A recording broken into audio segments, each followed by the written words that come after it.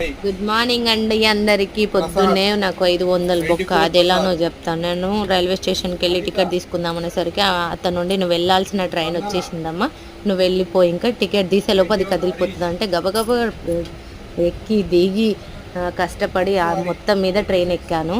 మరి టికెట్ తీసుకోలే కదా నీ ముఖానికి. తీసుకున్నావా? తీసుకున్నప్పుడు ఏం చేయాలి? జనరల్ దాంట్లో కూర్చోవాలి. కూర్చోలే, పోనీ రిజర్వేషన్ దాంట్లో కూర్చున్నప్పుడు నువ్వు ఇక్కడ అక్కడ కన్నేసి చూడాలి కదా, అబ్జర్వేషన్ చేయాలి కదా, టీసీ వస్తాడేమో, ఎలా తప్పించుకోవాలో ఆలోచించాలి కదా. ఆ తెలివి కూడా లేదు ఈ బుర్రకి. ఏం చేస్తావు? గుర్రు పెట్టి నిద్రపోతే మంచిగా వచ్చి టీసీ లేపి ఊకుంటాడా?